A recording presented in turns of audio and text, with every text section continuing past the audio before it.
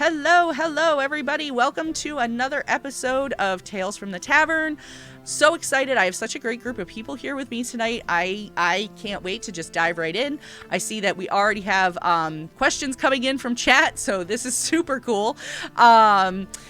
So I'm just going to dive right in. I'm going to have everybody go around and introduce themselves, and we will post links in chat for anybody who hasn't been here before. We'll post links in chat, so you can just click right on it and give them a follow on Twitter, check out their Kickstarters, all of that stuff. So, Emily, we're going to start with you. Oh man, pressure's on. It is. Okay. Well, I'm Emily. I have been streaming TTRPGs for like 3 years or so on various channels. I just have a lot of creativity and passion for TTRPGs, so I jump in wherever I can. My main project is Level 1 Geek, and I am 1/3 of the starting crew from there. We believe that TTRPGs are for everyone. You don't have to have a nerd degree or anything like that to start playing, so you can start level 1 like the rest of us. You can also see that I write for games. Currently, we have Necrobiotic that's on Kickstarter, and I'm writing an adventure for that. We just hit the 45,000 goal. We're super hyped for it, and we need to get 5,000 more so we can get Drak's adventure unlocked as well. But yeah, that's basically me. I'll be in chat as Level 1 Geek if you want to say hi. Awesome. Well, thank you for coming on. I know it was a last-minute addition, and I'm so glad it worked out. I've enjoyed getting to talk to you a little bit already, and I'm looking forward to more conversation. Next, we are going to go to Drak. Hi, I'm Draconics, or Drak for short. I use he/him pronouns, and you can find me on Twitter at Draconics. That's DRAKONIQUES. I'm also a TTRPG streamer. I stream all over the place. You can find my schedule there. I think the main thing I do want to shout out is that I'm going to be starting going to be in a mini campaign over on Kobold Press, starting Tuesday at 7 p.m. Eastern to 9 p.m. Eastern. So that's going to be a ton of fun. I'm the co-founder, event organizer, Friends Who Roll Dice, the stream manager at One More Multiverse, a writer, like Emily said. I'm going to be writing for a Necrobiotic if we hit our stretch goal, and also just TTRPG addict. So if you have a game that you want someone in, hit me up. Chances are I'll make time to play in it. I should probably be sleeping more than I do, but TTRPGs. But yeah, that's me. I'm very excited to be on this little panel and talk with everyone about everything. I know. I super appreciate that you're staying up late for us tonight. We've had other people from England on before, and I always feel really bad that it's so late by the time we're done, but I am eternally grateful. As Nicholas says in chat, what is sleep? And next we'll head over to Stefan. I'm Stefan. I've been playing TTRPG since 1977. Playing and running them, and I've done a minor little bit of writing a long time ago. The main thing that I've been doing lately is that I returned to school and I completed my master's in history. Actually finished it last year, and I wrote my final of 3 master's theses on race and gender in early tabletop role-playing games, and so that was a ton of fun.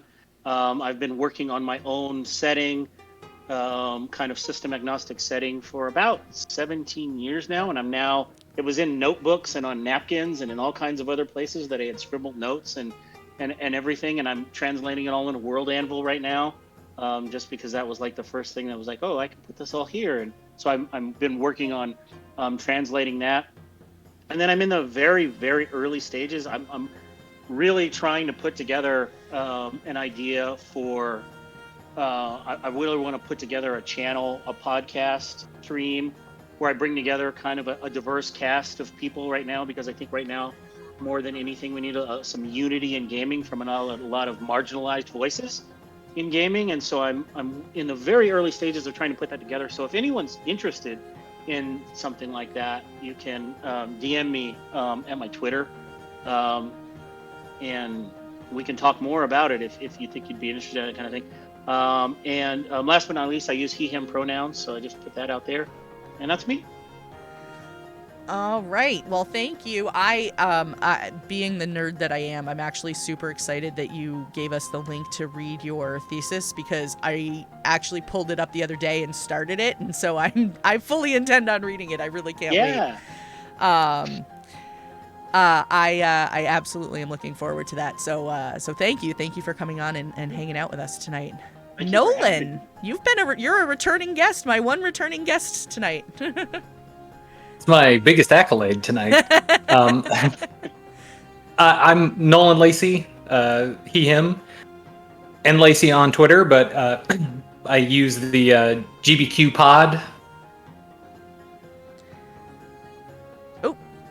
Down in the link below. There we go. I play Yardy Draw on Good Better Quest, and I am currently running our Offworlder space campaign, and I'm running a couple of our previous players, Doug and David, through it, and the wonderful, I don't know if everybody's met her, but Nicola, the druid, she's fantastic. It's been an absolute pleasure to have her on the show.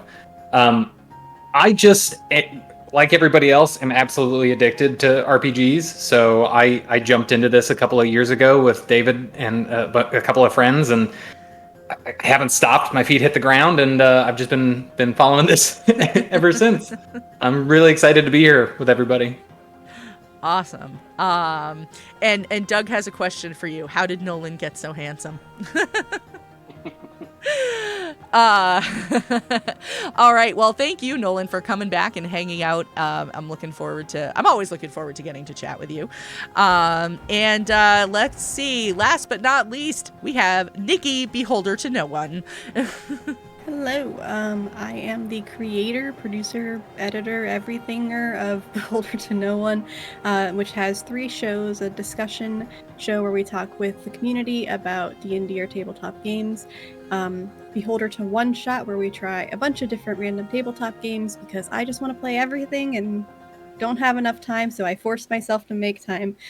And then our Behold Clearlight is a horror actual play that is coming to an end, but we have a Cowboy Bebop-esque Eberron setting coming up after that, so I'm very excited. In addition to that, we are starting 2 new podcasts because I have so much time on my hands. One is Vampire the Masquerade, which is Dice Before Dawn, and then also the second one is Sound Control RPG, which will be a Savage World sci-fi game. That's very cool. Yeah, I'm very excited. I've been playing, I go by she, her, and pronouns, but I've been playing for 18 years now and have not looked back since I started playing. And I'm looking for work right now, actually. So anything in the podcast world, hit me up. I'm in need a full-time job. So if anybody's looking for help with podcasting, get in touch with Nikki. Yes, currently I'm doing editing until I hear back from something. But all right. Well, you heard it here first. Nikki is for hire. So for podcast stuff only. Just saying. Streams too, maybe. Streams too. And she did help out very much for everybody who remembers Bengamins. She helped out with some of that. So was it Bengamins? It was Bengamins, right? Nope. I have a bad memory, so I don't know. She did a charity stream that I got to play on, and yes. David was able to DM, and it was a pleasure being there. That's awesome. It was a great game. That was for my 1-year anniversary / birthday. That's so fun. A charity stream for the Bodana group, and we raised $700 for them. That's great. My first 12-hour charity stream. I was very tired. I bet. Oh, yeah, that's a long one. Yacht's Twitch would like to know if you're willing to relocate to Nova Scotia and do landscaping. No. It was worth a shot. Good try, Yachts. Thank you, though, for the offer. All right, well, let's dive right in. We've gotten a couple of questions already. So These are some fun ones, actually, and we get asked them occasionally, but it has been a while. So Nicholas started off with, actually, you know what? Before I do that, I just want to remind chat, if you are coming here for the first time, just go ahead and drop your questions right into chat. I have a moderator that will make sure we get them. And then we also have, using channel points, you can use the Ask My Question Next, which will bump your question up to the next one in the queue. So when we are in the middle of a conversation, you know, you can make sure that we get to your question before the end of the night. All right, so that out of the way, diving right in. Nicola would like to know, question, because I don't think it's been asked in a while. What is your IRL God stat and IRL dump stat? So anybody feel free to dive in once you have an answer. My dump stat is my con. I have so many chronic illnesses, it's not even funny. Aww. I think my dump stat is probably intelligence. I'd say intelligence is my dump stat. My god stat is probably wisdom, I think. I go off of just vibes, I guess, and I feel like that's what wisdom is more about. Less book smart, more street smart, I suppose. So I think, yeah, intelligence is my dump stat, god stat is wisdom. Closely followed by constitution, because I'm able to do a lot without sleeping, which I think is interesting. I think if we're basing it off of D&D, then charisma would probably be my god stat, just because of creativity purposes, and less of knowing how to talk to people, because I'm crap at that. But the creativity part, 100%. I would say mine's probably the exact opposite from Drak's, where my wisdom is in the gutter. And my intelligence is, I can read and retain things pretty well, but like applying that knowledge, not good at it. I would say for me, it would be my dump stat, probably con. And then God stat would probably be wisdom, probably. Would be my pick. I tend to be able to see trouble before it's coming and kind of figure things out and go, you know what? I don't know if we should do that because that's not going to turn out well. Man, I have to say my god stat is charisma.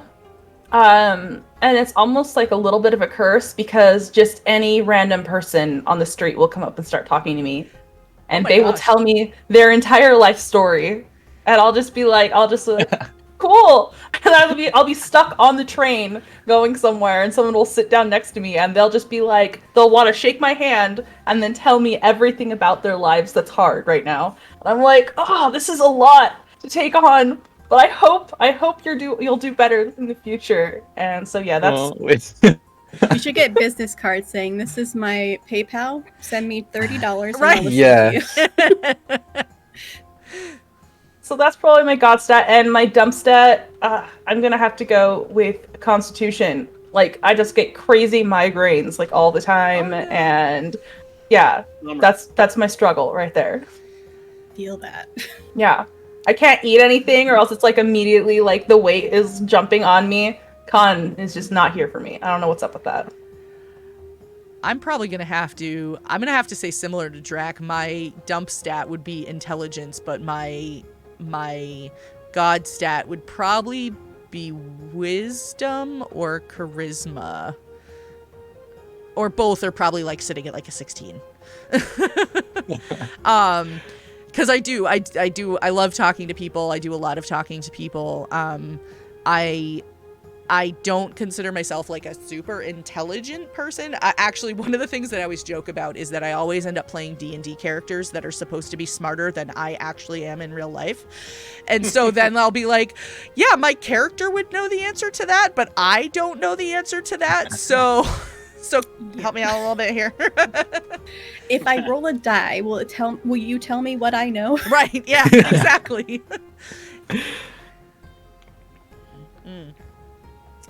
That's a tough one. It's always a tough one though. But what about if you had to pick, I'm going to go off this question a little bit. If you had to pick a skill, like let's say just from D&D, if you had to pick a skill, what do you think your best skill would be?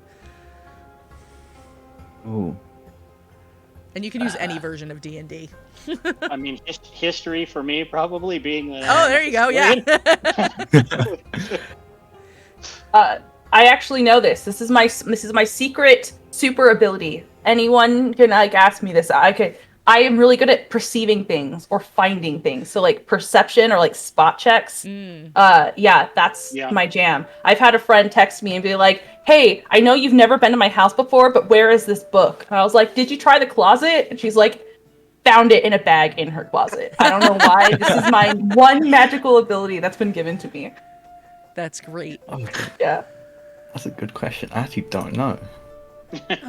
I think for me, I have two. One from when I was younger, since I haven't done this in a while, but before it was performance, because I used to play 7 instruments, and now I stopped playing like 13 years ago and haven't touched them since for some reason. Mostly time. But now I think it's more just like it's like a knowledge random, like 3.5 knowledge blank, because I love to learn just everything and anything. That's awesome. Is it ones that we feel we use or ones that we wish we had skill-wise? Sure, give me either. Yes. One that I wish I had, and it's for very infantile reasons, is sleight of hand, because I love close-up magic, and I just wish I could, like, is this your call? for no reason other than to be silly. I love that. Fair. I think I really wish sleight of hand, I had that skill of just, like, pulling out. I was like, I'm sorry, go ahead. Oh, you're good. I'm trying to think. When I was younger, I would probably say acrobatics. Surprisingly, something that a fun fact about me that usually surprises everybody is that I used to be a gymnast when I was in like middle school and very early high school, and I had to stop due to a back injury, and but I was on prepping for the competition team, so I was fairly decent at it, and it was really sad to have to stop. So yeah, in my much younger days, I would say that it was probably acrobatics. In my today days, I would say that I wish it was still acrobatics, but it's not. I mean, I think we all are aware of like, you know, TTRPG systems where you have like your stats and everything that are like the young version of your character, and then they have all these modifiers for age. Yeah. You know? And so, you know, when you get a little bit older, you start getting those modifiers, and you're like, nope, can't do that anymore. Yeah. Track 2 for back pain. Yes. Yeah. There's actually a system, Pendragon, that does that. Like, you get to like a certain age, and then you start like getting these penalties. Yeah. Like, there's like an appearance score, and you can get so ugly you can't be seen in public anymore. But then, like, in a lot of them, you know, of course, your mental stats will go up, right? Like, you get all this knowledge and wisdom and everything like that, but all your physical stats just go in the trash. That's fun. I've heard of that game before. I've never actually played it, but I would like to very much. All right, so along the same lines, Vertrox Nightblood also asked the question, what class are you in real life? Bard. Oh, I bet everyone's gonna just say Bard, right? no. Creation Bard, honestly. For people. I'm a barbarian, I think. I'm a fairly charismatic barbarian. Yeah? Yeah. I just brute force not brute force everything, but like I just do everything. You will hope be for the my best. friend, damn it.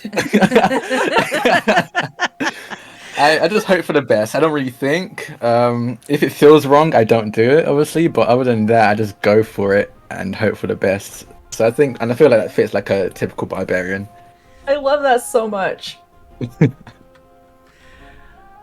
I'm gonna say rogue for me, because I have, at least I've been told I have a devious mind, and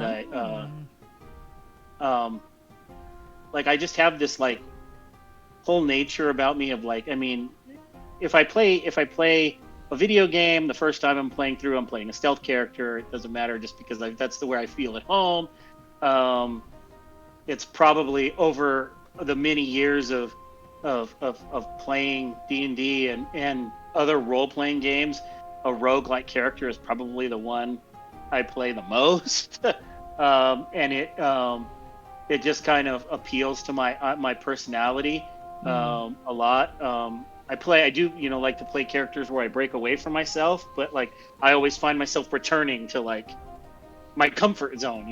Like it's fun to get out of your comfort zone, but you always find yourself like going back there because that's your comfort zone. So yeah, I'd probably say rogue. I will say my kid would probably say I'm a rogue because I sneak up on her all the fucking time. And she's like, Jesus, where did you come from? And I'm like, the office? Right over there. Yeah, I would probably say rogue for me also, for this almost the exact same reason, Nikki. I get told a lot that I walk very softly, and I used to share an office with a woman who would be like, here I am sitting here talking away to you, didn't even notice you weren't in here anymore. I'm like, I'm not sure how, because I had to walk by you to get out, but okay. You just like erase your presence and disappear. That's exactly Incredible. what it is. You just rolled that well. I just It's put on my super cloak of anime. invisibility and off I went. Maybe you're just an illusionist and you've mesmerized everyone. Oh, I like that idea. That could be it. Let's go with that. Oh my gosh. I feel like I'm probably a cleric because I'm ready to like scream and help people and want to go into, be with others and talk to them and get to know what's going on. And as soon as like a fight breaks out, I'm like, I'm ready to go. And maybe I'm playing clerics wrong, but I always feel like they're the ones who are very boisterous and they're hands-on and they're ready to be friends with everybody and get into the thick of it. Yeah. man. I think I'm gonna go bard. There you go. Yeah, can I see that. think straight up bard, maybe a paladin. I really do feel like if I was gonna be in something, I'd have like a shield, right? I'd be there if I was in a setting like that. But yeah, I'd probably IRL. I'm a bard. Are you talking like a 5e bard, or are you talking like a 1e bard where like... Oh man.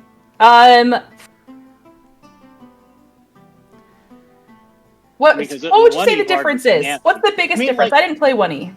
So the biggest thing in 1e, like you had to start out as like you had to go through the classes of rogue and fighter first, and you had to stay in that class and couldn't use abilities from any of the other classes that you picked up along the way, or you would lose experience.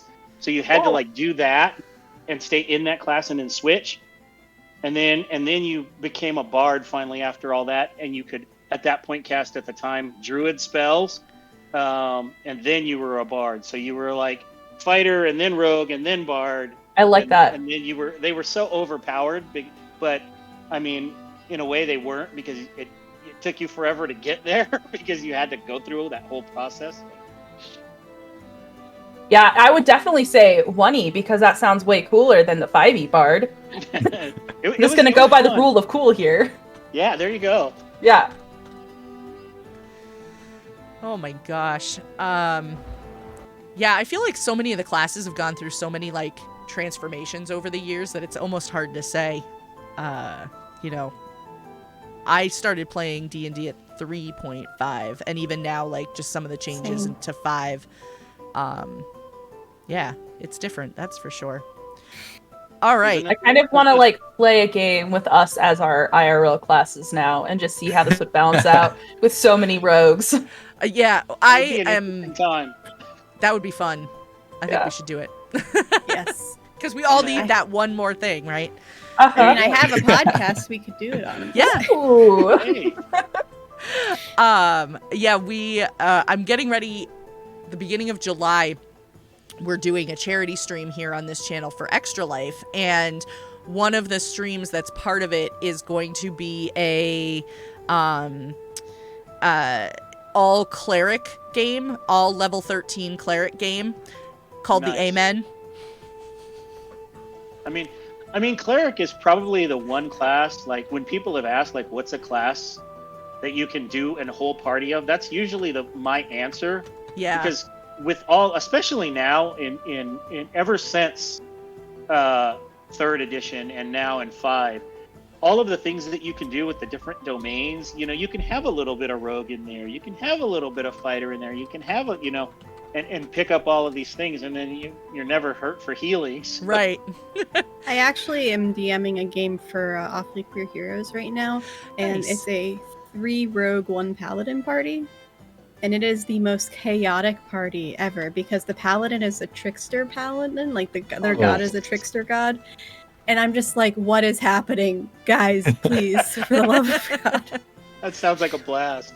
It is hilarious, and they keep making deals with things they shouldn't make deals with to survive. So I'm like, whatever. Anything? Oh, God. Okay. You said anything. Oh, That bill's boy. gonna come due one day. That's wild. All right. Matt Stew Drinker asked a fun question. If you had to live in a fantasy town or city that you've played in or DM'd in, which would you choose? This is a hard one. It is a hard one. I'm gonna shamelessly self-promote here. I have a city in my world called Olin Tor in my setting, and it is really wild. Like actually, it is actually a whole city that is a narco-syndicalist. It is an almost completely anarchic state where different factions will rise to the occasion of what needs to be done at the time and rule like for that event or that sort of thing that's going on in that part of the city at that moment, and then move on about their business. And I have this long and complicated thing about how it all works and works together. And they're a city that's like, so in, just a quick thing in my setting, the elves, humans, and goblinoids are all staunch allies because they were enslaved by dwarves and elves for like thousands of years. And so about 200 years ago, they liberated themselves.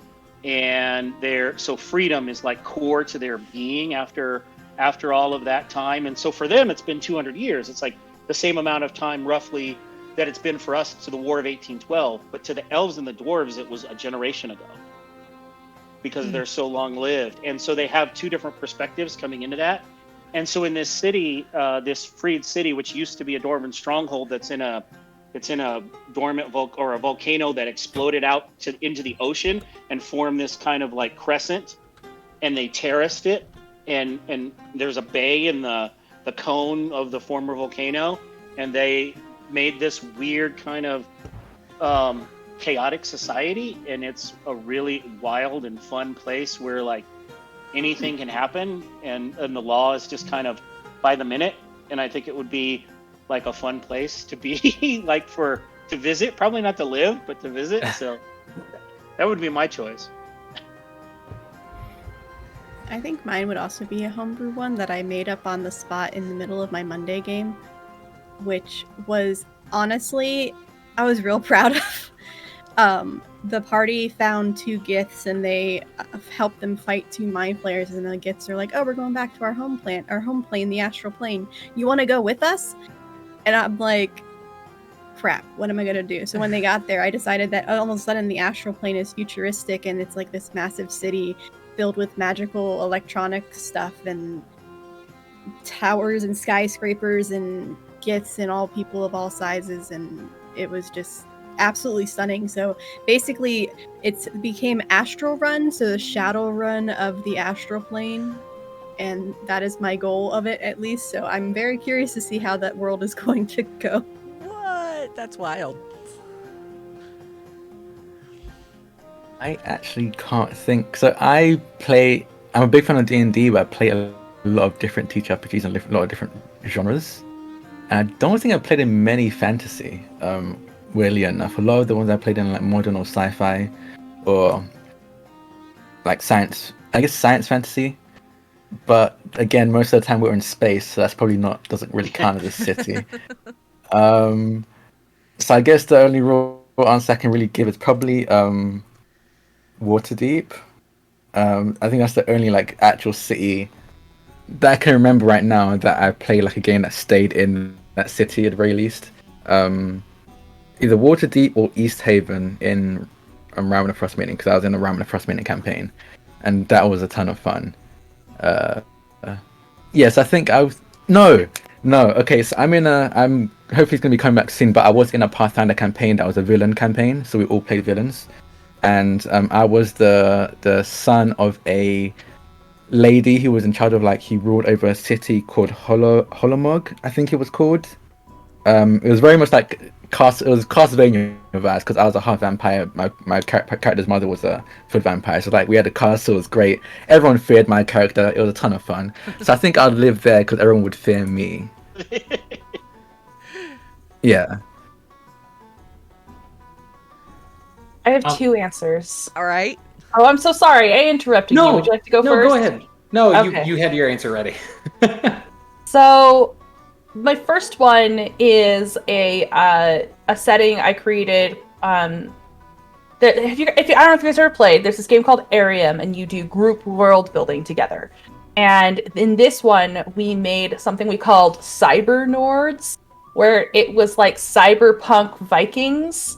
And it was all a virtual reality world. They didn't realize it. So everyone's in this virtual reality world that everyone's plugged into because something's happened to Earth, right? And every Thor, Odin, Loki, they each have their own wandering tribes. And each tribe has a specific kind of cybernetic they are specialized in. And they rove around on these different cities, and we just did one shot of it, and it was such a cool setting, and we really built it out so huge. And they were all you had different tattoos that you would gain as you made bigger experiences in life, and they would give you a magical in-game ability to cheat the system or whatever. And it was just it was so thorough and neat. I loved it a lot. I love magic tattoos. Yes! Yeah. That's so cool. And then the other one was a villain world that we made with the same system. And it was the planet on which villains are training to become ultimate villains before they go off to join their storybook, right? Or their movie or whatever they're going to be in. So Nice. everyone That's so can... cool. Right? It was so fun. And every time Tuesday at 8 a.m. came along, whoever had died in the past week just popped back up and went on, because you're training to become a villain, so you're gonna have villainous things happening.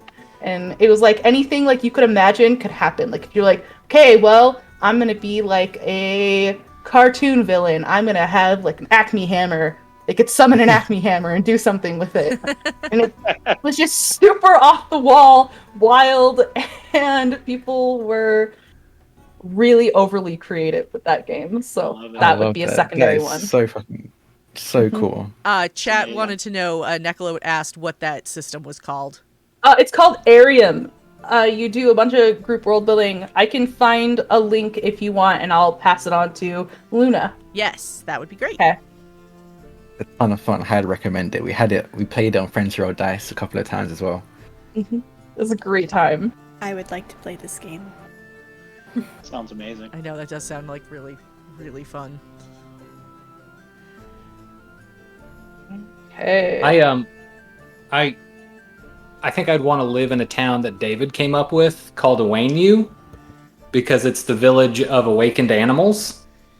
So it's just full of happy dogs that can talk and a bunch of different... I think we met an iguana, we met a hippo, we met a ton of dogs, and it was... David did such a good job bringing all of these awakened animals to life that I just I want to live there. Awesome. That sounds sounds a ton of fun. adorable. It does sound great. I'm in.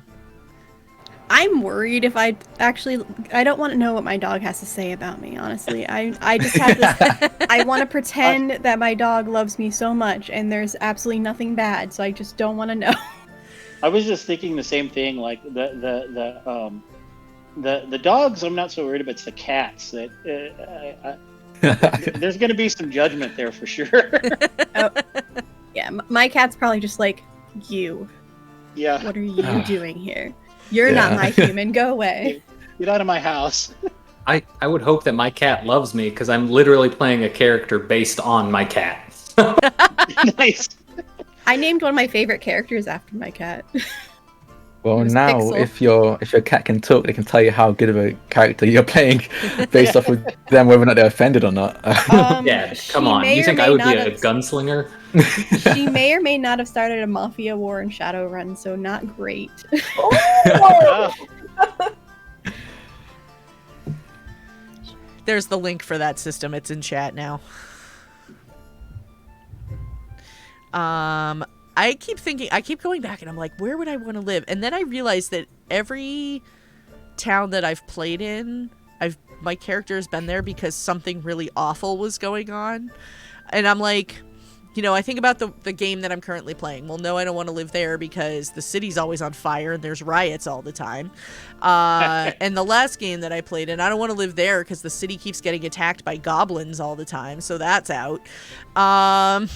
You know, I'm like, I can't think of a city that any of my characters have been in that hasn't been like something disastrous going on. So I'm like, I think actually if I really dig for it, I can't remember the name of the town, but I did a one shot like a year ago with some friends. That was it was a homebrew game using the Fate accelerated system, and basically it was this game where you know, like the town that we were in was like turning to sludge and like just all kind of gross. And and I should mention too, we were all like I was a mouse folk. We had somebody else that was a quokka. We also had basically like a warforged, but not technically a warforged, that had two different personalities because he'd been stuck in the woods for so long. Kind of like the Tin Man, so he couldn't move. And then there was this little dwarf guy, another character that would come out and like do maintenance on him after he found him and like try to clean him up and all of that stuff. So anyway, we all ended up going on an adventure together. I think the city that I would pick would be the city that we ended up with when it was all over, because then it was all like nice and happy. Yeah. Honestly, Was there a now man that behind a curtain? No, it was not the Wizard of Oz, but it sure seemed like it though. that actually what you just said reminded me of another place that I would have actually liked a lot, or I loved playing and would like to live in. When I played in Nature Check, I played as a guest in their show Arda, and I played a mouse folk. And what the amazing thing that they do is they make it purely based off science. So Right. The mouse folks actually have homes. Like, what would an actual mouse make a home out of? They make it out of hay, and they would have like a little dome, and like they made it like that, and it was adorable. So we were basing it off of like what my character would do, and my character is protector of these little pop bugs, and the shells were part of the culture of the mouse folks, and it was just this sweet, quaint little town that was so adorable. And I was the obnoxious monk in it, and I loved it. And also my character had a crush on another little girl mouse, and I was like, I better be invited back when you come back through, because my character's getting married to her, and we're gonna have a beautiful mouse wedding, and it's gonna be adorable. Aww. Oh. I mean, I would have to say, being from Colorado, that a Shadowrun Denver would be both horrifying and amazing at the same time. A Shadowrun anything would be horrifying, though. So kind of. Well, yeah. Fair. I love the lore in the world, but like I don't want to live in it. Yeah, I mean, I would, again, that's another one I would love to like visit, just to check out and then get out of there like real quick. I'll play it all the time, but I'd like to go home, please. Yeah. Yes. All right. Let's see. This is one of my favorite questions that he's asked before. Staghorn in chat would like to know: you can change the letter of one word in a spell and cast it IRL once a day. What spell is it? Ooh. I have to think about spells.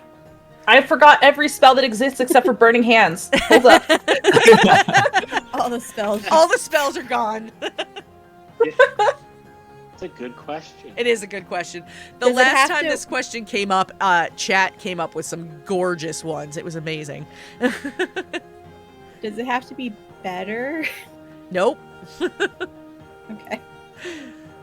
I mean, the one that I always fall back on is just fish. Stole my answer, damn it. I like Quickly Googles all spells. Right. Yeah, For all fun. the D&D spells. Right, all the D&D spells ever. Okay, this is just the first one I thought of, but instead of blade ward, it could be blade word, and any word you said, you could say like any sort of blade, and it would make that, and that could be your weapon. Ooh. That would be neat. That's cool. Yeah. I would probably, now that you said blade, it made me think I would probably change booming blade to dooming blade. Ooh. Interesting. What would like that a look really- like? What would it look like like a- when you cast that spell? That would be like a really high level kind of like power word kill type thing where you just like, well, if anyone's ever seen the movie Kung Fu Hustle, Of course. there's like there's this like amazing scene where the guys can play the music and they like do the music and it sends like out all of these like spectral blades and there's like a whole sea of spectral blades. So something like that, like dooming blade would be like this sea of spectral blades flying at flying out in a wave in front of you. Yes. On I know the mine. the fishing line, power word krill. Yes. Oh my god. Nice. So I think I would go with Troll the Dead. So I would use That's a good one. I would go for bestow hug instead of bestow curse. Oh. I ended up having a lot of, especially during this pandemic, it would be nice to hug people without There you go. fear. So I'll bestow a hug without having to like physically touch them. I'll give them a magical hug instead. There you go. I would use that all the time. Yeah. I would counterspell it. I mean, of course, I'm only going to bestow hug to people who hug inclined. I'm not going to just randomly hug people. That would be weird. But bestow hug would be cool. What about That oh, go ahead. That's one thing I like is that I don't get random hugs now from like family and stuff. I'm like, no, sorry, 6 feet rule. Yeah. Yeah. There you Can't go. hug. What about disguise shelf? You just Oh. walk into a room and all the shelves They just disguise. blend in. Yeah. Oh my gosh, that would be the best for when you have to like emergency clean and like you Yeah. just like throw everything up on the shelf and it's gone. There Or you you can go. just disguise mess. That would be Yeah. Doug just said mage band. Oh god. And Oh god. Disguise elf. Disguise elf. Troll the Dead. That's what I was gonna say, Nicola. Was Troll the Dead. Yeah, that's the one I said. Yeah. Yeah, that's what Nikki said. Troll the Dead is phenomenal. Now I want to make it like a grave cleric just based around that spell. Like, trolling the dead. What about instead of mind sliver, you could have like mind liver, and that just like makes them completely unable to think. It like This turns their brain into liver. yeah. You just killed Yeah. someone. That's a murder spell. Yeah. That's how you instantly murder someone. Or you could make it so that like mind your liver, like don't drink too much alcohol, and so mind liver makes it so that they could get drunk and it doesn't have any effect on them. You know, now that you say that, I was thinking you could change mending to like fending, as in like fending for yourself. You could like find Oh. your keys or something, like when you lose them. Like, Oh, one for Nikki. Instead of blade barrier, it could be hug barrier, so you don't have to worry There about you people go. randomly There you speaking. go. Hug barrier. there you go. Oh. I'm just What like if- over what here Googling like words that rhyme with. What it sounds similar. Nicola, I don't know what I would do with it, but I always default to sheep instead of sleep. Right? They can't I thought talk of now. but They're it's just not appropriate, so I can't use it. absorb elephants. Yeah. How when- many situations are you in where you need to where absorbing an elephant is a good idea? I We- don't. when I used to play, I don't know, I haven't played D&D in a really long time because I play Pathfinder a lot now. Protection from elements. We always used to call it protection from elephants. So Speak with Dad instead of speak with Dead. Aw. It's like, can hey come in Dad, handy. I have a question. How do I do this again? Call your dad whenever you need to. What about power word Hill, and you just turn into Hank Hill when you cast it? Whoa! Start off on propane tanks. Do you need some propane? Here, let me help you, Chuck. So good. Oh I man. mean, I guess you could change snare to spare, and then just have a spare whatever. Yeah. Oh yeah. What Like, about hey, we need instead of- another length of rope. Hey, I have the spare still. Here's one I made earlier. Yeah. Just pull it out from nowhere. What about mage band? What about instead of mage guiding hand? bolt, guiding belt? Yeah. Guiding What would belt. you do with that spell?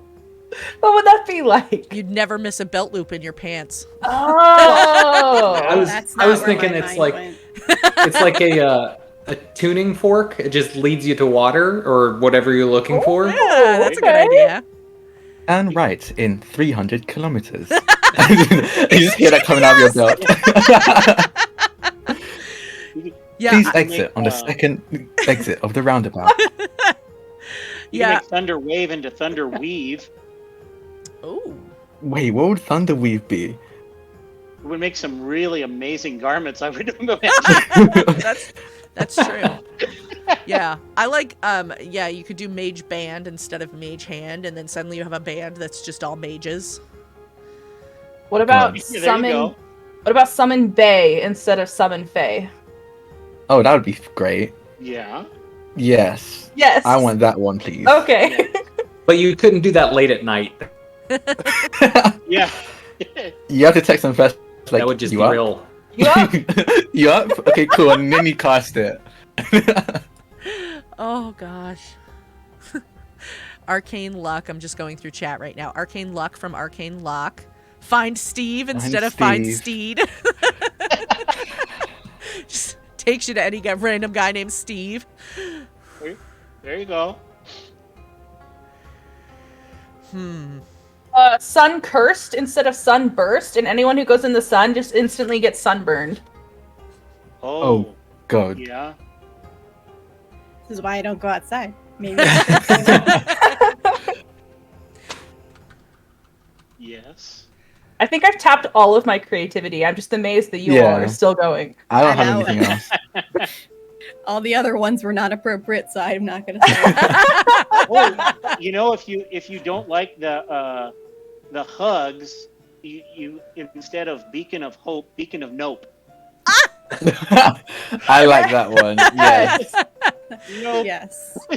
I like that. I needed that at work. Toxic buck. Speaking of nope.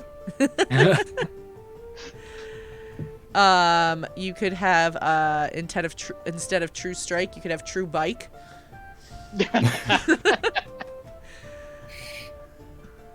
All right.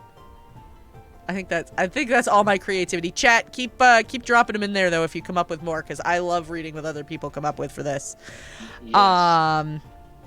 All right, let's see. We have a question from Apache1222. He would like to know, what is your favorite species or creature to use for a familiar or companion? Can either be for a PC or an NPC if you DM. I don't play characters that have companions usually or familiars, so I don't really have one. I'm always a fan of anything as close to a dog as I can. So a dog would be nice. A wolf is always fun. But yeah, I haven't actually played any that have a familiar or companion. I like owls. Usually, that's my normal go-to. I remember playing an elder and elf who had a different look and persona for every season, who also had a different owl for every season. So I actually had like 4 pictures of owls, and they were all different and pretty, and like I was very excited I got to pick 4 owls. I love that. So shamelessly self-promoting again. I have these creatures in my world called storm cats.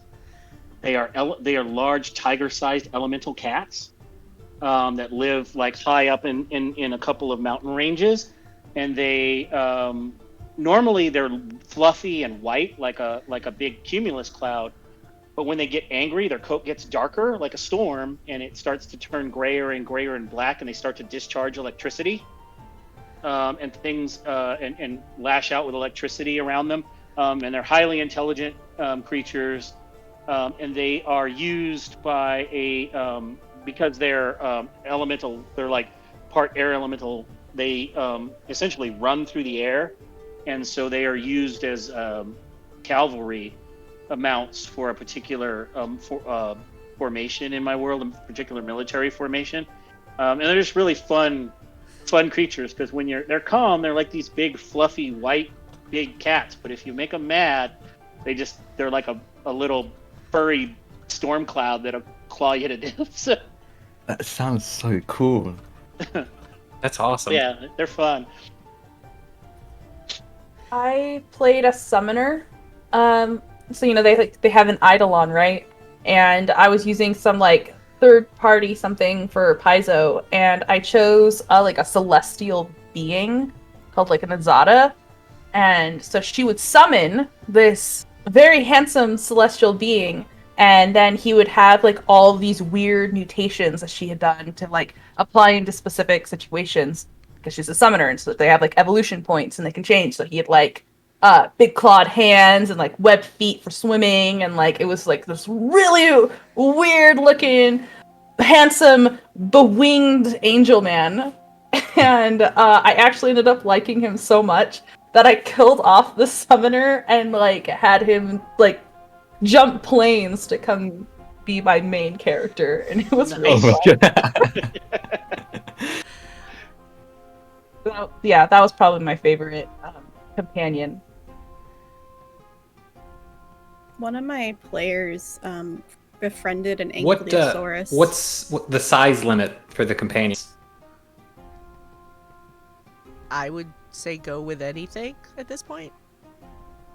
Oh, because I was gonna say like a sandworm from Dune and just have like Oh, starship-sized worm whenever I want it. man. If we could have anything, I want a flying killer whale. Oh, there you go. And that's like gonna be my jam, and I just want to like be able to like ride my killer whale anywhere. Big old orca. Yeah, I'm gonna piggyback off that then, because so I'm a big anime fan, and what I'm a big fan of is ReZero, and I think like season 1 or season 2, one of the big enemies was called the white whale, which is a flying whale, but always had the ability that if it killed anyone, that person was erased from everyone's memory. It was a really big story point. It's really good. I recommend watching ReZero. It's very fun. A really good anime. So I would want that to be my familiar, because then I can kill all of my enemies and no one remember they ever existed. So I can never get caught. I'm adding that anime to my list right now. Yeah, same. Here's the mint killer. Yeah, I think in one of my games, my players actually befriended and then awakened a T-Rex, and then it followed them around, and I'm like, it's not helping you fight. Like, you don't get to have it fight for you. But yeah, they had a companion T-Rex technically. Yeah, we had a our last 5e campaign I was in, my spouse, she awakened a pair of megalodons, because we were doing like this part of the campaign, we were in the ocean, and she awakened a pair of megalodons that followed us around and were eating like the things that we were mowing our way through in the game as they hit the water. So that was fun. My character that I'm playing right now actually is a ranger, so she has a wolf named Lupo, who hangs out with her. But I tried really hard to get a Brontosaurus, but that was a no-go. Oh, Bummer. bummer. Actually, no, that reminds me. Actually, I do have a. So obviously, my character, I'm playing a fighter in a Ramo Frostmeter campaign I'm in. And obviously, fighters don't tend to get familiars, but I got a bag of tricks, which like lets me summon a random creature depending on what I roll. I ended up rolling the number 4 to get a panther. So I have a black panther. That's my little companions. I guess his name is Aptho, which I'm very excited about. A fighter with a panther is, in my opinion, OP, but my GM doesn't know that, so I'm gonna run with it. But yeah, I think I'd have, if realistically, I would love to have a panther. Unrealistically, I would like to have the white whale that erases all my enemies from existence. That's amazing.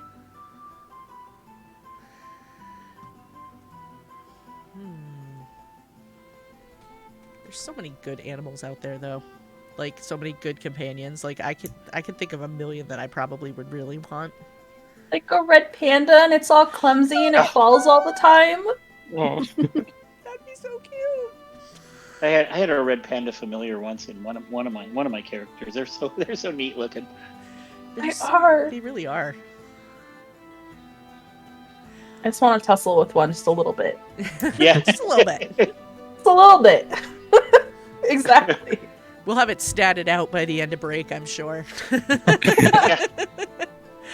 And to that point, this is actually a great time for us to pause and take a quick break so that everybody can get up and stretch their legs and use the restroom and all of that stuff. So if you're hanging out here in chat, remember, feel free to keep dropping those questions right into chat. We will get to them after the break. We've got one already to start off with when we come back. And we will be back in just a few minutes. So we'll see you all in just a few. Cool.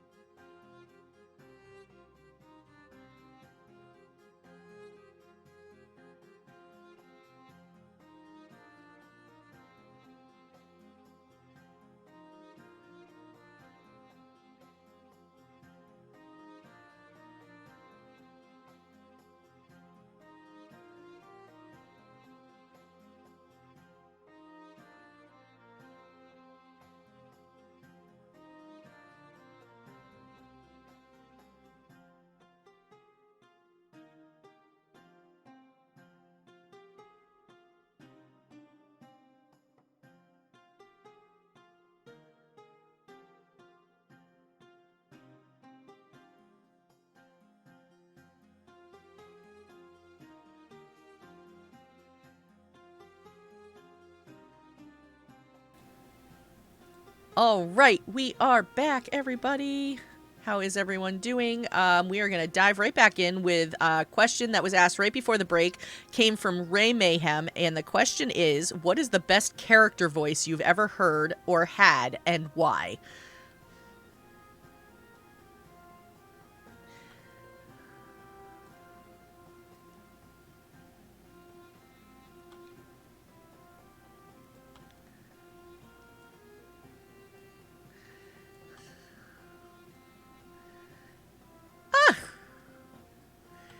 That's funny.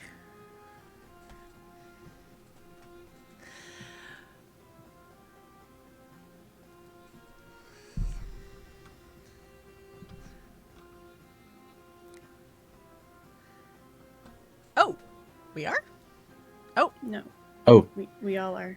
Oh, okay. Weird. Okay, well, I thought I hit that, but apparently I didn't, so... sorry Nolan, about do you that. want to say what you said then? Yeah, because apparently everyone muted. Yeah. No, we're not muted anymore. Everybody should be unmuted now. Do you want to bring the question back in? Yes. So the question was for everybody, from Ray Mayhem, what's the best character voice you've ever heard or had, and why? And I responded with, one of my characters sounds like Rick Moranis, and I think that's probably the best character voice I could ever hope for. Yes, I think especially now that we've been doing a lot of TTRPGs over like Zoom and Discord and stuff like that, I've messed around with a lot of voice changes. So I have like one that was really fun with one voice mod, and it was like a really deep and slow voice for Tortor I was playing. It's for one shot, so I never played him for very long, but it was a really deep voice. It was like an old wise adventurer who's currently retired but was brought back into action because they needed his expertise. So it was a lot of fun. So I'd say that was probably my favorite assisted voice. My favorite unassisted voice is absolutely ruined my vocal cords when I did it. But so I'm in a series. More like a series over on the D&D channel, and we're playing through the Candlekeep Mysteries books, and the recent one we just finished was Book of the Raven, and I played a character who was heavily inspired by Shaggy, and I gave him the voice because we kind of joked during in character creation, like, wouldn't it be funny if we all play like characters based on the Mystery Gang? I was like, I know all of you are joking, but I'm running with it. So my character was Shaggy. He was a barbarian and part of the beast. So he would turn into a werewolf who was inspired by Scooby.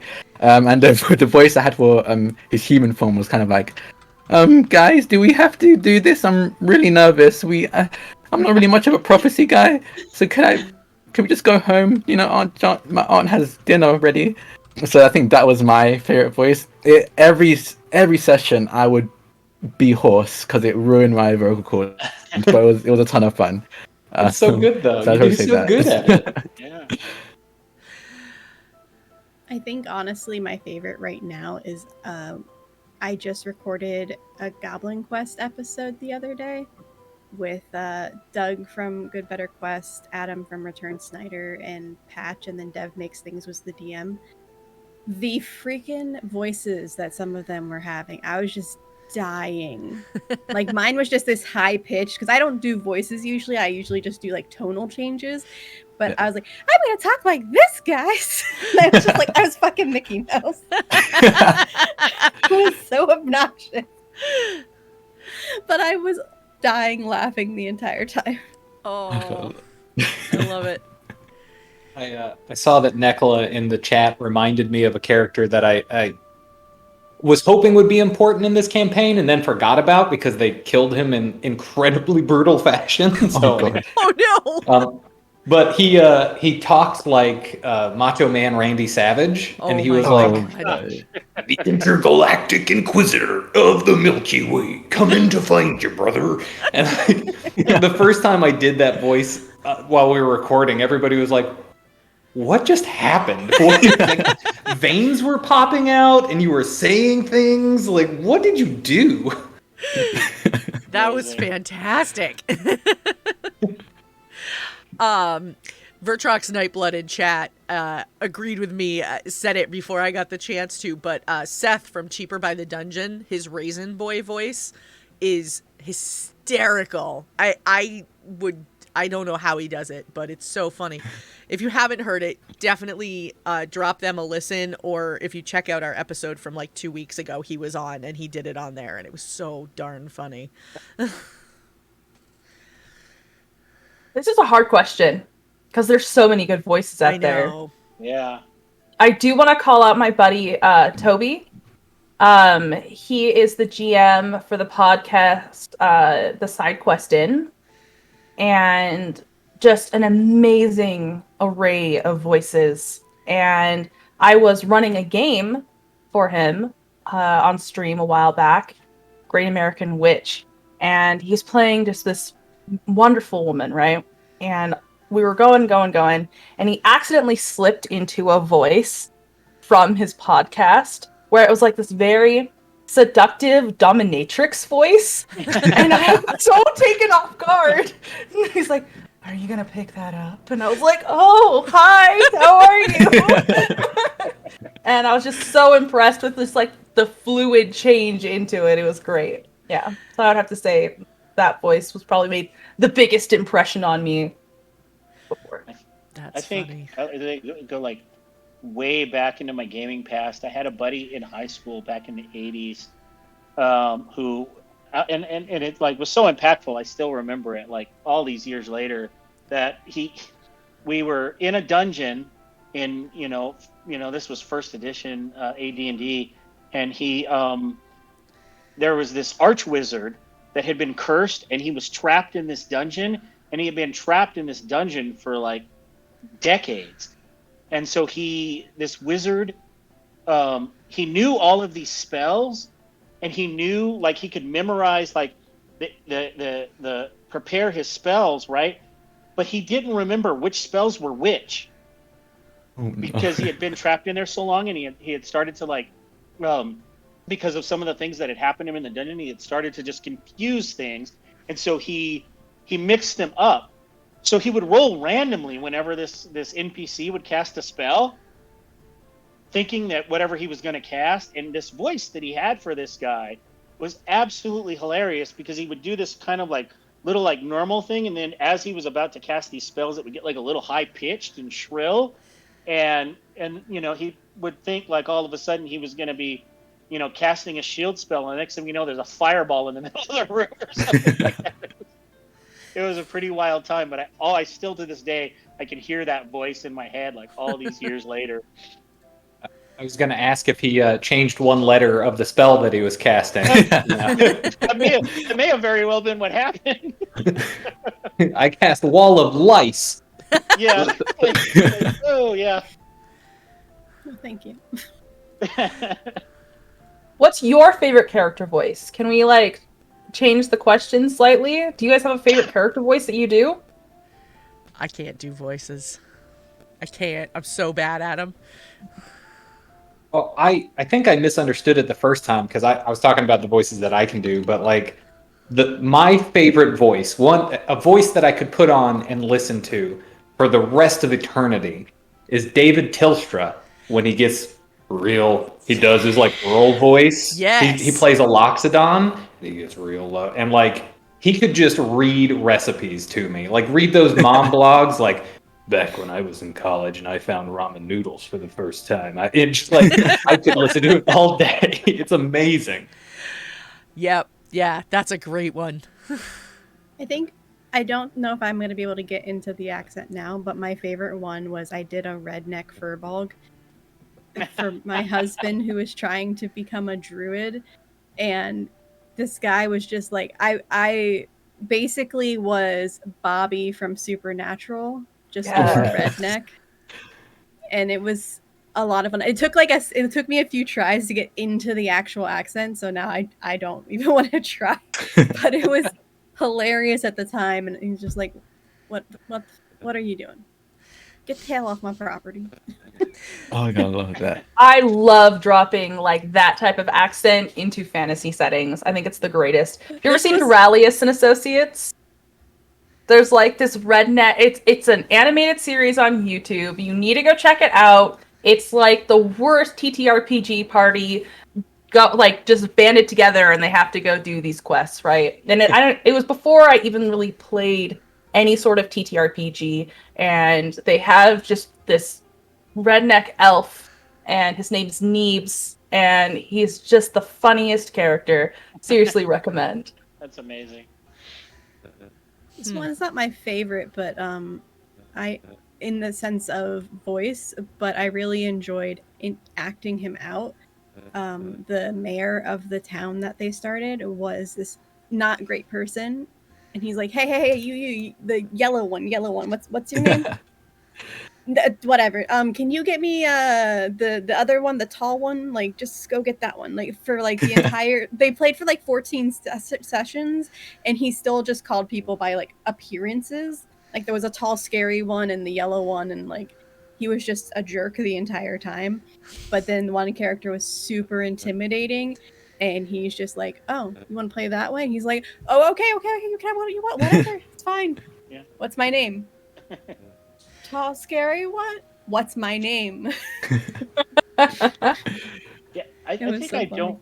I don't tend to do voices so much as I tend to have sometimes have verbal quirks to like some of the characters I do, like really like measured speech or something like that, or really like monotone sometimes for certain characters and things like that.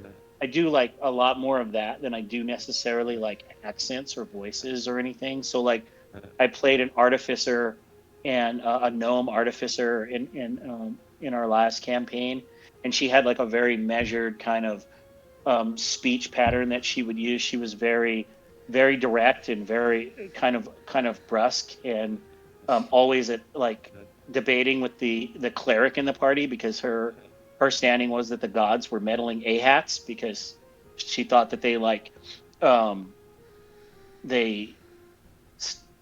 stifled the creativity of mortals. And so she just had this very kind of like very measured, direct speech, and I think I do more of that than I do like any kind of accent or voice. Yeah, same. I think that's such a great advice, like, as well. Like, you don't have to do a voice. I am really terrible at doing voices, and I do them every single time. And I shouldn't, because nobody likes to listen to it. I think it's awesome that there are other ways you can convey like uniqueness to a character. I think voices are like the easy way to go, but I think like most people are bad at voices unless you're a professional voice actor, right? They're not good at them. So that's why we always hear, I think, in a lot of things, we hear the same accents over and over again, because there's go-tos. Because those are the ones that are easy for everybody, and that's what people just default to. Yeah, that's what I do. Like, there's a difference between my, hey guys, what's going on? Like, let's just go hang out, and then there's a difference between like the super serious, like, oh hey, how are you today, darling? Like, what is, like, it's the same voice. It's just like one of the characters that my David, not David Tilstra, David Hallman does, has a stutter. And the first couple of times we met him, I was like, I'm not sure how that's going to go across on the recording. Like, it feels kind of insensitive. And he was like, there is a very specific purpose behind his speech. And this is kind of spoilery for Good Better Quest, but you find out that he was like mind controlled by this person whose name began with M. And every single M in David's speech when he plays this character is where he stutters. And like, it took us 3 seasons for him to reveal that he did that. And I went back and re-listened to every time that he talked. And every time he's in that character, the M's are where he's stuttering. And I was like, oh, you have been so clever for so long, and I'm just finding this out. Hate awesome. that. Love it, but hate it. You're Yeah. like, why did it take me so long? How did I miss this? Yeah, that character went from like my favorite character, because he was the artificing professor, to being like a real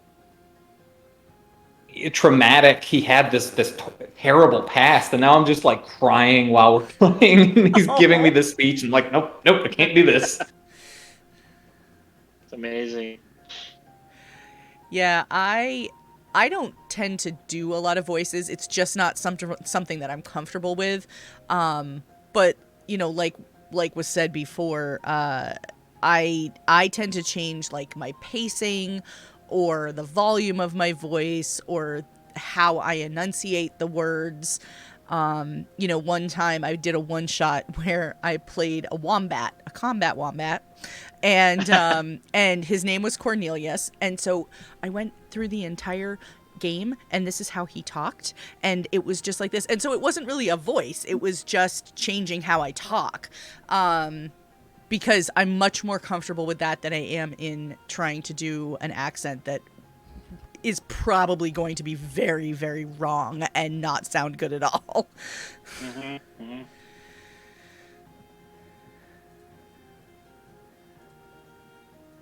All right, just a reminder for chat, if you guys have any questions, please feel free to drop them in the chat and we will answer them.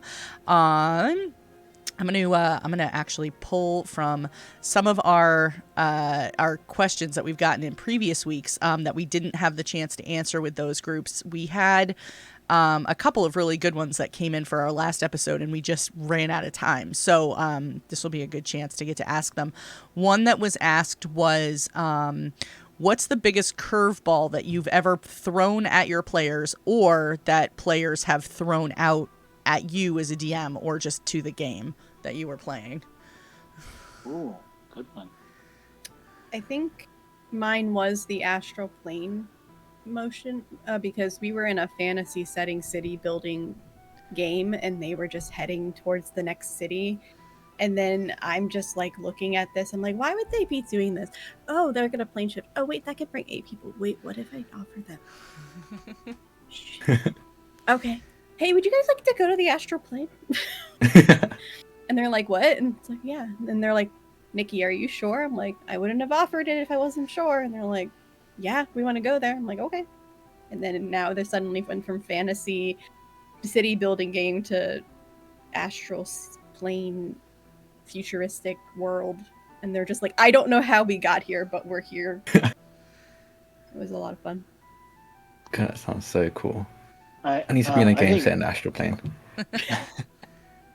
Yeah, that sounds awesome. I think mine would be, there's a I just started the Genesis in a Call of Cthulhu game, but I've used it a couple of times actually in other settings, and I think it works really well. It's a tricky one to pull off because you really have to talk with your players beforehand, and especially when you talk about like safety tools and stuff, and talk about like making sure that they're okay with you pulling this. But the ideal is that you have you have them make essentially 2 characters. One of them is going to be their character that's themselves, and then you talk to them about making a secondary character. And the idea in the original Call of Cthulhu game was that their personalities had been swapped by some cultists into other bodies, cool. and they were in an asylum. And then I've used it in D&D too in like a magical prison. And so you're in a different body, and this is how all the characters now, they've come from random parts around the world because this ritual was cast and pulled them all into these bodies. And now the goal is, of course, for the beginning of the game, is for you to escape and find the people that have your bodies and get them back. So it's a fun little way, like, again, so long as you like make sure your players are okay with that sort of thing, that where it's kind of an opportunity to play 2 different characters, because I had a couple of people who like had completely different body types and completely different things in this swap and things like that. And I even had one of the characters who like had made the characters, but by the time they had like jaunted to all these different places and tracked down their bodies, they decided to stay in the body that they had gotten. And they just took out the cultist that was in their body, but they're like, I like this body better, and I'm gonna go with it. So Love that. Yeah. That's I've Yeah. thought about, I've been thinking about like running something like that for a long time. So the fact that someone else hasn't worked out well, Yeah. that's And I it's love like a that. perfect setup to like break the old, of course, you all meet in a tavern kind of thing. Mhm. Yeah, Because I had this great group of characters who didn't know anything about each other. They were from totally different parts of the world, and things like that. But obviously now, because of this cultist plot, they had something that gave them a common bond. And by the time there was more of the campaign beyond once they got their bodies back, but by that time they had formed all these bonds because they had been working together now to like meet this common goal. yeah. I Oh, like I that love you that. bring up the meeting in the tavern because that's such a huge twist. Like you meet in a jail in a different body. Right. Yeah. Yeah. Okay, I I love that. I had my best friend did a game where we played we met in a dream in somebody else's body, and we found out later that it was our ancestors' bodies, and we Oh, were nice. destined to be the defeaters of of the Cthulhu-esque world type thing. So we had a 5th edition character for the Dream Us, and then we had a play by the Apocalypse character for the Real Us, and then my character was a cultist in the real life game who was part of the family that actually summoned the beings that caused the dream problems. Nice. So it was this whole chaotic thing because I was helping her code DM because it was the first time, and it was just such a fun game, honestly, because we were like, oh yeah, let's go kill the things. Touches thing that activates everything. Oh, no, I didn't do anything. Oh, I Kind of in think. relation to that. Oh, sorry. Go ahead, Drak. Oh, I no, totally- go on. It's fine. Are you sure? Yes. Okay. Kind of in like the same vein as this. I was playing this game where the GM had actually side messaged a player. It was like, hey, by the way, I just rolled a save for you and you failed. And I need you to go around and like touch as many of the PCs as you can. And so she went and she like, hey guys, let's have a party. And I was like, yes, I have needed a beach episode for so long. And I'm like, yes, we're gonna do dancing, we're gonna drink together, we're like passing stuff off. And she's just like, as she like accepts a platter, she'll brush someone's hand or she'll go and dance with somebody. And as she was doing that, we were actually like stepping into a dream realm. And all of a sudden, we're like attacked, and we had no idea. And like, so the people who hadn't been touched were defending our bodies that were like asleep on the ground, and everyone else was being attacked in the dreamland. So we were like, split the party because of this person, and we didn't know that it was her fault for like so many sessions. It was absolutely wild because she did it again and again and again, and I had no idea she was doing it. I was so pissed. But yeah, Oh, that that was is- good I for love sure. that. Yeah, no, mine doesn't compare now. Oh no! Yeah. Go first next time. So I haven't GM'd like a game. I've GM'd a one shot, but I'm mostly a player. I do plan on GMing eventually, having a whole idea for that. But I'm in a game that is being streamed right now, called Midsummer Mysteries. It's an alternate history, which is very interesting. Alternate history campaign called using the Clockwork Domain system, and it's set in I think 1889, something like that. And I'm playing a character who's an inventor. He does alchemy. He's a brilliant inventor, and I've made him be like this really very naive, very innocent seeming person. And it was going great. It was honestly amazing. Everyone in chat loved them, and that was part of the plan because he also had a very, very dark history that like seemed completely to contrast who he seems to be as a person. Like he was very much like in 1889. Everything was everything culturally is exactly the same. So like you have to be very ladylike if you're a lady, very manly if you're a man. But my character very much was the progressive one. And he was definitely the most progressive one in the time period. So everyone's like, "Oh, this guy's awesome. He must be a really swell dude." And then they found out afterwards that he experimented on Orphans. It was terrible, but it was also great seeing everyone's reaction in chat. Because they're like, wait, I thought I liked him. You know what? I still like him, but he has the awful things. Like seeing everyone like have that conflict just going on in chat was very, very fulfilling to me. Because I definitely wanted that to be like, should we like him or should we not like him? I'm not entirely sure anymore, and I definitely got that. So I think that's probably the biggest curveball I've thrown ever. I think the biggest that a GM has thrown at me is that we're playing around with the first mini campaign, and my character's going to be sacrificed, but none of the players wanted that to happen. My character was very much had like a death wish kind of thing going on, so he was fine with it. But none of the other characters were okay with it, so they essentially kidnapped him and ran away. And then, like a day later, found out that the whole of East Haven kind of collapsed because they needed a sacrifice for that day, but they didn't get one, so everyone kind of revolted, and it was just mayhem. And ended up being that we're pretty sure they killed like the speaker of this town. And it was all, at least for my character blames himself because, you have to have that kind of drama in every campaign. But that was like the biggest curveball because we're like, okay, I think it's safe to come back now. And they were like, there's no East Haven to come back to. Oh. Nope. Sorry. That's all right. We came back. It's all good. I honestly just thought of another one that a DM threw at me.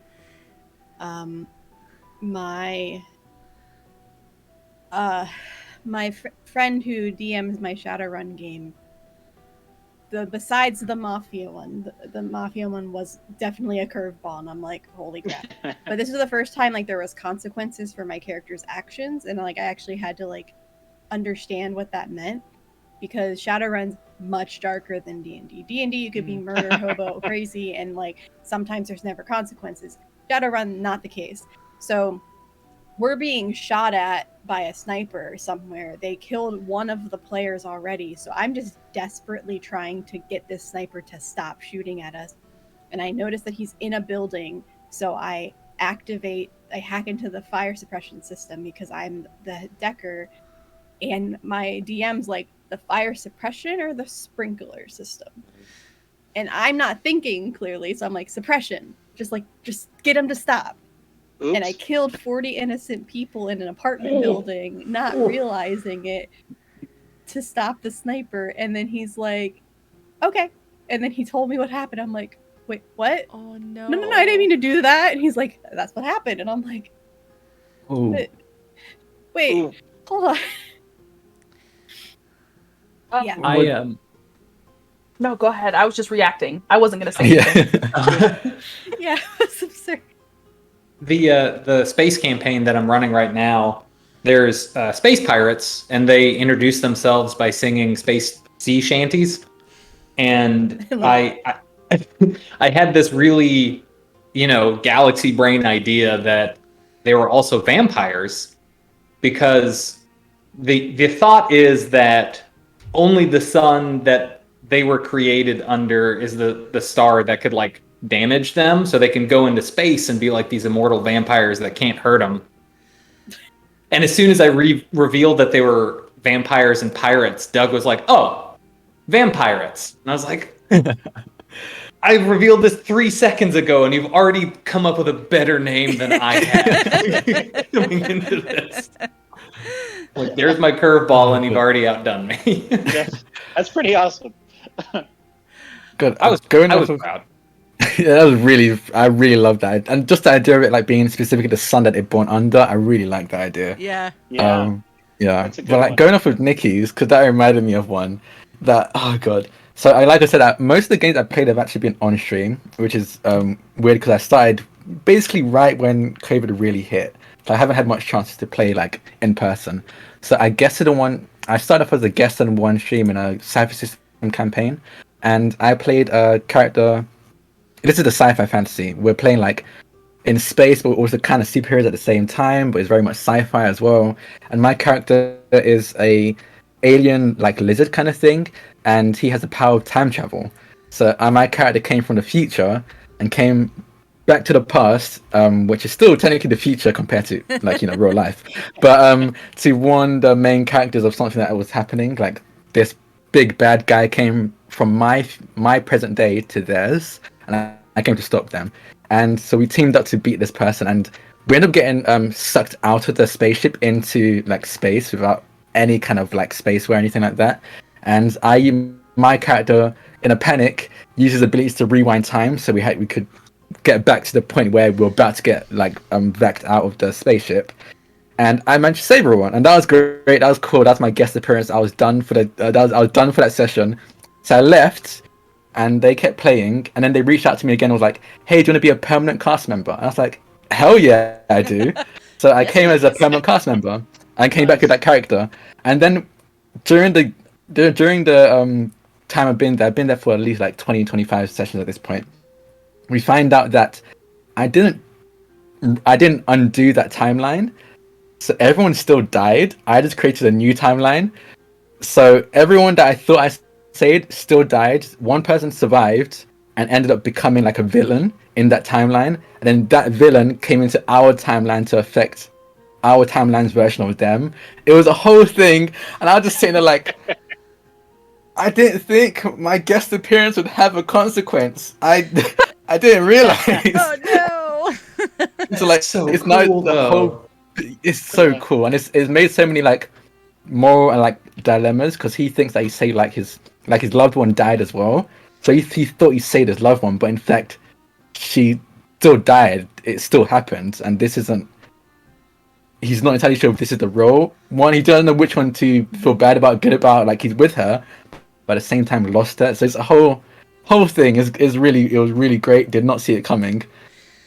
And That's the so plan wasn't even for me to come back. Like, that was like an in the moment thing. They reached out to me like, "Hey, we saw you're free on Wednesdays. You want to play?" And I was like, "Fuck yeah!"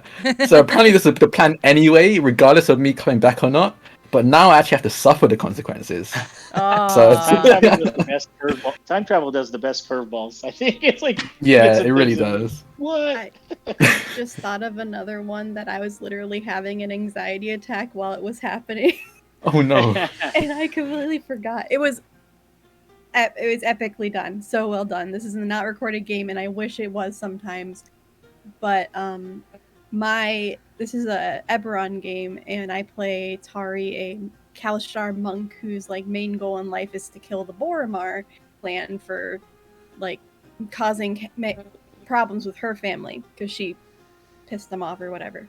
But so they were planting the bomb to kill the last people, like the last. It was gonna end it. It was gonna be the end of the campaign. It was gonna be perfection.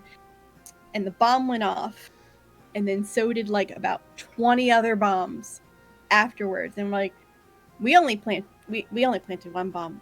What is happening? And like, we were all so confused. And we're like, did we get tricked? Did the person who said they were helping us, did they trick us? What's going on? And we're like trying to figure out what's happening. And we get in a sky coach and we go up to see what's happening. Every single Dragon Mark house was destroyed in Eberron. And so was the house, I think it's called the Silken Feather, which is like basically a pleasure house. And my character's significant other worked there that nobody knew existed. So my character started freaking the heck out, and we're like, get to the ground right now, over there, let's go. And they're like, man. what's wrong? I'm like, no, get to the ground. And then she found a changeling body, which freaked her out, and I was like, I will kill you, Bree. I just got this relationship. And then the changeling moved and was alive, which was like the bone that was thrown during this whole thing. So I was able to save that one person, and then we slowly started piecing together things as we were looking around the chaos, and we realized that we were the ones that fed the information to the person who did this. And the reason why everybody died, and the reason why like the tattoo person died, and the reason why everything happened was because we trusted her, even though our instincts told us not to. Oh. And it all started because one character died who she was close to, and that was like 2 years ago. Wow. In game. Wow. And I'm like, this is our fault. This is all our fault. Oh.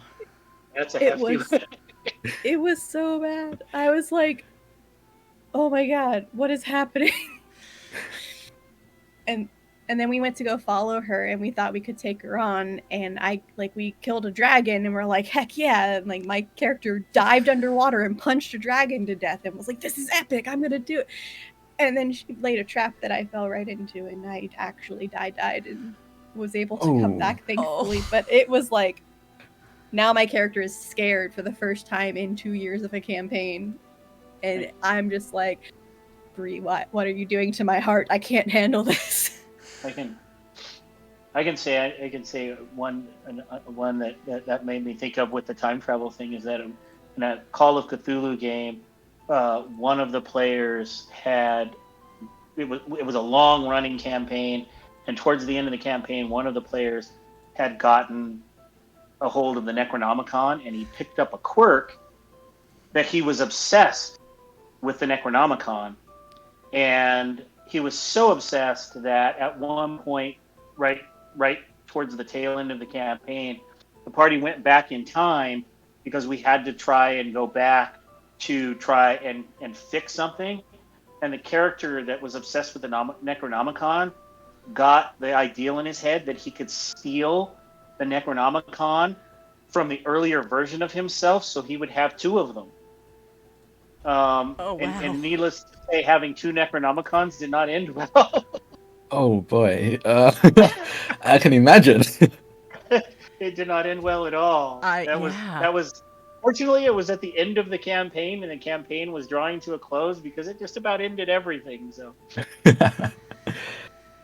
the slow revenge plot did remind me of another one. It was actually my first ever D&D like TTRPG in general that I've ever played, and I was playing a Dragonborn fighter, and we had the classic. Sadly, it wasn't like a body switch scenario, but it was definitely like a jailbreak scenario where we woke up in a jail cell and wanted to escape. And my character was very much like, he was a noble. He didn't like getting dirty if he could avoid it. He didn't want to hurt anyone if he could avoid it. And we ended up in combat, and I rolled a nat 20 for one of my attacks. And with the amount of damage I did, I would have obviously like very easily killed them. But then they were like, I know you can do non-lethal damage, but would you like to accidentally kill this person? And obviously in character he would never want to kill anyone, but me as a player I was like, okay, that could be really interesting. That's a lot of like things he has to deal with afterwards. So yes, I'll accidentally kill this person. So I accidentally killed one of the guards, and later on found out that they were like, the two guards that we were fighting were like the mother and father of a little kid. And my character felt so guilty about it, so went to the kids, went to their house, and tried their best to like my character's a noble, so like he just gave them so much gold. Didn't explain anything. It wasn't like your parents are dead, here's money. He was just like, hi, I'm a friend of your parents. They said I should give you this, and just gave them a bunch of money. And then later on, they found out that their parents were killed. They found out my character did it, and then like years later in game, years later, the big bad ends up being this kid growing up, and it I did not see it coming. It made the whole thing so... Me as a player, I love the drama of it. My character freaked the fuck out. He was not sure whether he should fight this person because, like, but I kind of deserve this. But, like, they're doing evil at the same time. But the evil's my fault because this wouldn't have happened if I didn't kill their parents. It was great. I love those kind of things. A very simple curveball, I feel like. Like, it's very easy to do, but definitely as a player for the first time in D&D campaign, that was like, did not see that coming, and it definitely left an impression on me.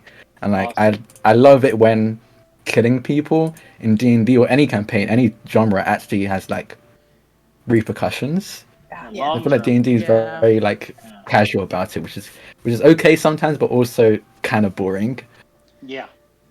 I love the long con. Yeah. Yeah. I love when like little things add up and it's just like you don't expect it and you're like, wait, what? No. You get something that calls back to like your third session or something, and it's like, how did we miss that? and you've forgotten about it as a player, you know, like on the player side of things, you know. It's great on the GM side of two things when you bring something up and the players are like, wait a minute, wasn't that like, and you're like, yeah, and they're like, oh. I have such a bad memory, but like my GM brought up my character's brother. In the same session, I said that I was an only child, and I'm like, wait, I have a brother? Add a character? And she's like, that's what you told me. I'm like, when? She's like, a year and a half ago? I'm like, oh, crap. Guys, I have a brother. Pretend I said that earlier. Pretend I told you that already. Oh my gosh, I that's forgot funny. about him. Well, I, like, I um, remembered the parents, and I'm just like, no, I don't have a brother. Wasn't there a sibling around here somewhere? I Yeah, don't know. I was pretty sure I was an only child. It's fine. I made one of the characters in the current campaign that I'm playing this Portuguese man-o-war type creature. So it's this colonial organism, and I was trying to keep this kind of a secret that this ship that the player characters were jumping into had all of these very similar creatures looking to one of the players. And what it turned out to be, the twist that I was trying to give them, was that this ship left the Milky Way like 500,000 years ago and has returned, and they've been doing all of this like genetic modification onto these other organisms to change them. And Nicola, playing a psychic, used her premonition skill where she got to ask the DM one question I had to answer truthfully. And she's like, who's on this ship? Who are these people? And I just gave her a picture of that character, the Portuguese man-o-war floating guy. She's like, they're all related to this guy. How did that happen? They're so different, but they all look the same. That's so weird. That's awesome. It's always fun when you give like just a taste. Yeah. Well, and I think that, the beauty of one of the fun things with being the GM is that you can pull these things off and things like that and do these callbacks. And if you're really good at it, and you pick up on like taking these little subtle notes and stuff like that, you can call back to these things like so far later in the campaign and stuff like that. And the players always eat it up, because they're like, oh my gosh, that was like so long ago, I had forgotten about so and so or whatever plot point. And it's always for me it's always a fun moment to bring those things back and to have players just like it makes it's one of the things I think that makes TTRPG worlds feel lived in. Yeah. Well, we have about reached the end of our second hour. And so we are going to go back around and have everybody just remind us of who they are and where we can find you online, and anything going on that you want to make sure we know about: Kickstarters, new podcasts, streams that you're part of, anything like that. And we're going to go in the reverse order from when we started. So we're actually going to start with Nikki. Yay. I'm Nikki, the host, producer, creator, editor, all that jazz of Beholder to No One, a D&D TTRPG podcast that has 3 shows currently. Discussion interview show every Monday, and on Thursday alternating between one-shots of random tabletop games and a D&D actual play. Currently is Behold Clearlight, our horror-esque action play, but soon the Eberron Cowboy Bebop inspired story. We will also have a Vampire the Masquerade story soon, which I'm so excited about playing my Nosferatu. And we will be having a Savage Worlds game, which I'm so excited to play my android on. That's awesome. And you can find me at Beholder to No One on Twitter and come chat with me and be my friend. I need more friends. Well, thank you for coming to hang out. I'm glad that we finally got to have you on. And Heck yeah. Yeah. All right. And next we'll head over to Nolan. Nolan Lacey. I play Yardy Dribblejaw on Good Better Quest. You can find us at GBQPod on Twitter. We do have a couple of things coming up that I remembered in the middle of this stream. We are doing a crossover stream with the From Afar guys eventually. We were supposed to do it in May, and it's been pushed off a couple of times, but I know the Davids have been working on a story, and I am just thrilled to bits to get to hear it. The other thing is that we are working on starting a GBQ stream where we are going to try and do different systems, but David is also working with me on making a C team esque kind of gameplay where we bring guests on and they have to do quests in the Faerun University library, and you guys have to you have to go and find books, but it's not going to be easy. But yeah, that's me. Awesome. Well, thank you for coming on and hanging out. I am looking forward to that crossover. That's going to be a lot of fun, I think. So excited. All right, Stefan, we'll head to you next. Yeah, so I'm Stefan. I just started doing my first stream. We're doing the Seas of Vodari setting for 5th edition D&D, and I'm playing Ver Moranis, who is an amphibious race from that setting called the Voda, that I'm having some fun with. We just had our first session, so it should be going up here soon. But you can find stuff in my Twitter link, which is posted there. If you ever want to talk to me about TTRPGs or about my thesis on TTRPGs or anything TTRPG related, or also like movie related, because I'm also like a huge film guy. I minored in film, so and I teach like film history as part of the stuff that I teach. So if you ever want to talk about that, or if you ever want to talk about like putting fun history stuff into any of your games and stuff like that, that's what I do. I teach college history, so I can give you all kinds of fun tidbits and things like that about injecting history into not only Western history, but I do Sub-Saharan African history and South Asian history. So all kinds of fun stuff there. So if you ever want to talk, just find me on Twitter and we can go more. And then the last thing is that if you are interested in, like I said, I'm in the very early stages of putting together my own podcast/stream dealing with unified diversity in these times that we're in now. And you think that you might have something to contribute to that, please contact me on Twitter. I'm trying to get that ball up and rolling. Awesome. That sounds great. You are a busy person. Yes. Well, thank you for coming on and hanging out tonight. Again, I super appreciate it. Yeah, this was a lot of fun.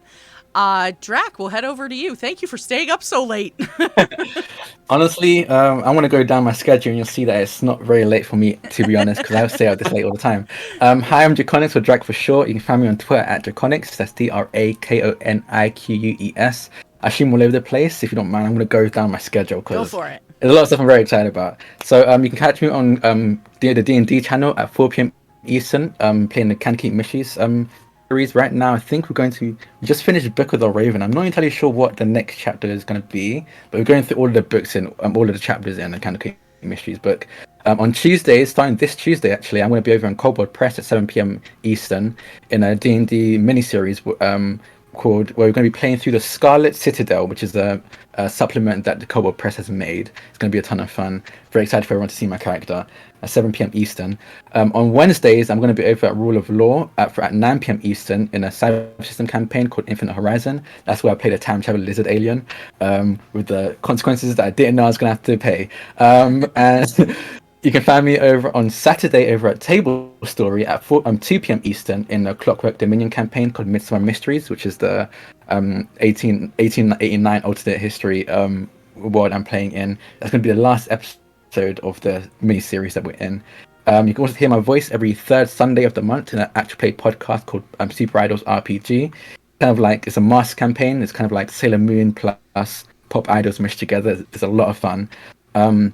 I'm also the event organizer and co-founder of Friends Roll Dice, which is a TTRPG Twitch channel where we're doing a bunch of, we play a bunch of D&D. Right now I'm organizing a charity event. We're going to be raising money for the Trevor Project, and I'm going to be putting out GM. We put a GM call, we're going to put out a player call as well, so people can come on and play as we raise money for a good cause. I'm also the stream manager of One More Multiverse, which is a little project we started where we're going to be trying, I guess, combine the idea of like a 8-bit pixel game plus a virtual tabletop, so you can play any tabletop you want on this platform and make it as visual as you can, because I feel like certain character sheets is all fun and it's fun sometimes, but you want to have a little bit of something to actually look at and stare at that's really pretty. So that's everything. Yes. Are you sure? Oh, also, I knew no, it. yes, I remember. Friends Roll Dice and Resonate, which is a board game company, are teaming up on the 12th of June for a charity event where we're going to be raising money for I Need Diverse Games. Oh, nice. And we're going to be playing Awesome. a bunch of games, bunch of board games on Resonate channel, made by people of color, and then Tidebreaker, which is a TTRPG made by a person of color on our channel on Friends Roll Dice. That's everything. Okay. Yeah. That's What kind great, of coffee do you drink, man? Because I need to get some. Like, Actually, I don't drink coffee. I'm not a coffee fan. Sponsored by the coffee. right? Well, thank you for putting us on your busy schedule then. I super appreciate it. It's been really great to get to know you a little bit. And I know I see you around Twitter a lot, so I'm looking forward to continued interaction there. Next, Emily. Oh boy, I'm gonna also run through my schedule if that's okay. It's not as lengthy as Drax, but yeah. So my name is Emily. I am 1/3 of the main core Level 1 Geek team. I've been chatting in chat as Level 1 Geek. That's our streaming channel. We've been streaming on this channel for about 7 months now, I think, and we've been having a great time. On Mondays, you can find this face playing D&D. We're doing Rime of the Frost Maiden. On Tuesdays, we've been doing Black Void, but we've just swapped over to doing Pathfinder to rev up for our 3rd season of Tabletop Treasure Hunters, which is a multi-guild competing for a grand prize. And we have like 12 players, I think it is, this season, and we'll be rotating through the cast, doing different jobs and progressing 4 different storylines as they try and like win. Right? It's really cool. Then on Wednesday, I run what's called TTRP Geeks. I GM random indie games because I love indie games. This month, I am GMing Defiant, which I'm very excited of. Oh, I guess I'm also doing an indie game tomorrow because our GM's out of town. So I'm going to be playing this game called Fuck It Up. That's my one F-bomb for the stream. But that's literally the name of the game. And it's basically you roll dice and you see how the situation devolves into chaos. And I'm pretty excited to try it out. Besides that, every other Friday, I am going to be guesting on Hungriest Clone. He popped in here for a minute. We just did a world building session using the system of Ground itself. And it's going to be like this steampunk world where the mana has like irradiated the land and animals have gotten like huge and dangerous, and we need to go out and drain the mana from them to like charge our protective field around our cities to keep everything from getting to us. And it's going to be really fun, and I'm excited for that show. Awesome. Besides those things, I also write for TTRPGs. So hit me up if you need some words for something. Currently, I am writing an adventure for this amazing game called Necrobiotic. It's on Kickstarter right now. If we get $5,000 more, Drak will also be an adventure writer for it. Very excited. Let's make that happen. And I think that's all of my things. If you are a new GM or DM and you want to learn more, you can check out our blog. It's www.level1geek.com. We have a lot of stuff of how to convince your non-geeky friends to join the addiction that is TTRPGs. Nice. I like it. Well, thank you all again so much for coming to hang out. I am GamerMomLuna. This has been Tales from the Tavern. We're here every Sunday night at 8 p.m. Eastern, taking your questions and having lots of fun conversation about TTRPGs. Tuesday nights right here on Shared Experience, you can catch our Fantasy Flight Games Edge of the Empire Star Wars campaign, which is also at 8 p.m. Eastern Time. And Wednesday nights is our Pathfinder First Edition campaign, 50 Shades of Crimson, which actually this week we'll be taking a break. Most of the cast, however, will be doing a one-shot. We will be joined by Ray Mayhem from our 50 Shades, from our Ripples in the Gray Star Wars game, and we're going to be doing a little random one-shot on Wednesday night, again at 8 p.m. Eastern Time. We are going to drop a raid on our friends, the Dice Tyrants. This is very important. It is Big B's birthday tonight. He is one of the cast in their stream. So please make sure you wish him a happy birthday when we get over there. And outside of that, this has been a great night. Thank you again to everybody, and we will catch you all next Sunday.